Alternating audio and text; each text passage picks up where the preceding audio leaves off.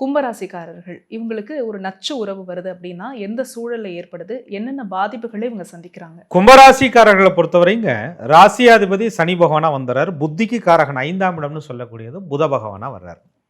வித்தியாசமான சிந்தனை, வித்தியாசமான யோசனைகள், சிந்தனை புரட்சியாளர்கள் அப்படின்னு சொல்லுவாங்க. தனித்த பாதைக்கு சொந்தக்காரர்கள்.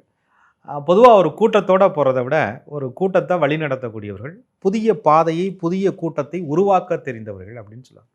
இவங்களுடைய வித்தியாசமான சிந்தனை, வித்தியாசமான யோசனை, ஆழமான பார்வை, தொலைநோக்கு பார்வை, புரட்சியான சிந்தனை, இதெல்லாமே சில பேருக்கு கன்ஃபியூஸாக இருக்கலாம். ஆனாலும் கூட இவங்களோட நெருங்கி பழகும் பொழுது, இவங்களுடைய யோசனைகளை புரிந்து கொள்ளும் பொழுது, இவங்களுடைய ஆழமான விசித்திரமான வித்தியாசமான சிந்தனைகளை புரிந்து கொள்ளும் பொழுது அதுவுமே ஒரு விசித்திரமானதாக இருக்கும் அப்படின்னு சொல்லுவாங்க கும்பராசிக்காரர்கள்.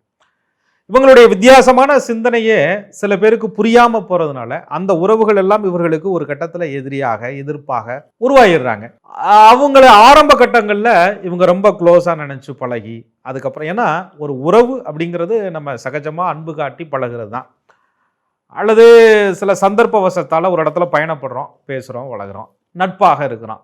ஆனா அதே உறவே நமக்கு எதிராக திரும்பும் பொழுது, எதிரி அப்படிங்கிறத தாண்டி அந்த உறவு கூடவே இருந்து கொண்டு நம்மளை நச்சரிக்கும் பொழுது, தொல்லைப்படுத்தும் பொழுது, அந்த உறவினுடைய கட்டுப்பாட்டிற்குள் நாம் சிக்கும் பொழுதுதான் அதை நச்சு உறவுன்னு சொல்றோம்.